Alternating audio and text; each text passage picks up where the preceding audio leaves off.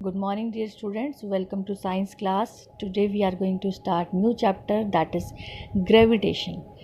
So we see different examples in our life that when we throw a ball in upward direction, it will fall down and come towards the earth.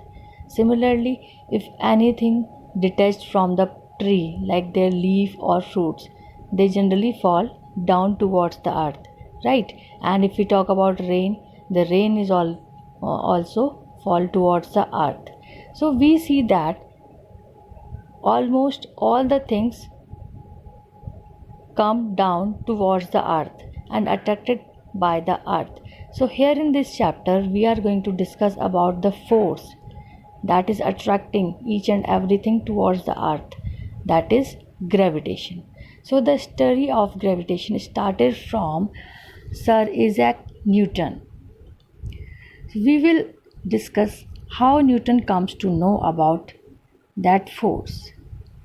Let us start with Newton's views towards gravitation. How Newton's go through to the idea, right? So there is a famous story of apple behind Newton's idea. Once it happened that Newton sitting under a tree, right, and suddenly an apple fall on his head. So it is quite normal that we know that each and everything fall towards the earth. But Newton paid a lot of attention and start thinking that why apple fall onto the ground, and it means the earth is attracting the apple, right? Does that mean that apple also attract the earth? So it is only the earth which is attracting apple, right? Now if earth attracts every object, so every object should fall towards the earth, right? So some questions which are coming in his mind, that so he start thinking about that next thing that strikes in his mind was the motion of the moon around the earth, right? So he start thinking that if earth attracts apple, why can't a moon? And if moon is attracted by the earth, then it should be fall into the earth, right? So all these questions start bothering him. So he started his research and experiment on them, and finally he came with a universal law of gravitation. But before that, we see the motion of a moon around earth.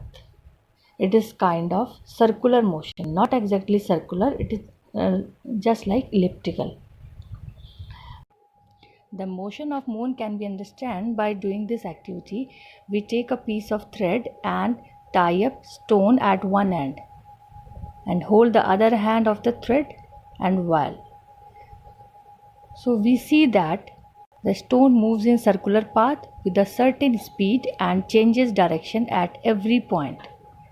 The change in direction involves change in velocity or acceleration. So the force that causes this acceleration and keeps the body moving along a circular path is acting towards the center. Here a force is acting towards the center, and that force is called centripetal force. In the absence of this force, what will happen? The stone flies off along a straight line, right? So this straight line will be a tangent to the, just like a tangent to the circular path. So in this way a moon revolves around the earth. The motion of the moon around the earth is because of that centripetal force, and the centripetal force is provided by the force of attraction of the earth, that is gravitational force from the earth. If there is no such force, the moon would not move in a circular path, and it will be uniform straight line motion, right? So moon is moving in circular path of earth because of a force of earth, that is the centripetal force, which is acting towards the center.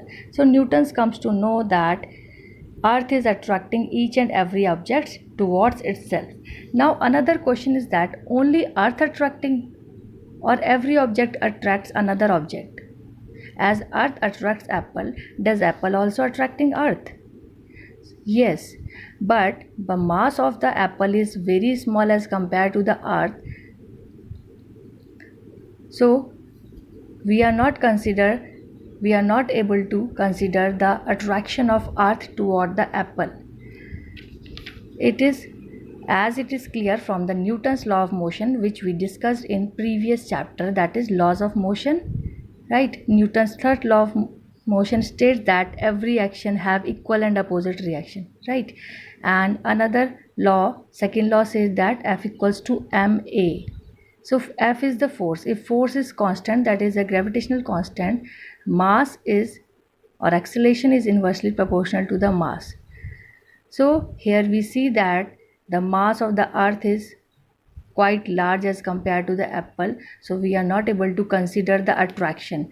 Otherwise apple also attracting earth, right? So here we come that, or Newton's comes to know that every object in the universe attracts every other object. That is the universal law of gravitation. Every object in the universe attracts every other object with a force directed along a line of center for the two objects that is proportional to the product of their masses and inversely proportional to the square of the distance. Right?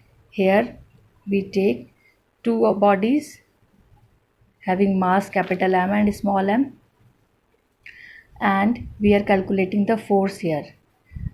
So first force is directly proportional to the product of their masses. The mass is m and another is small m, and another equation is force is inversely proportional to the product of the distance, square of the distance between the two objects.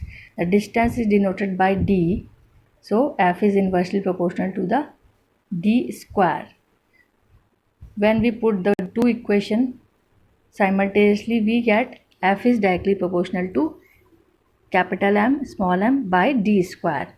And if we replace the constant proportionality, then we place a constant g, that is the gravitational constant, and the value of g is 6.67 into 10 to the power minus 11 Newton meter square per kg square, and it is called the universal gravitational constant.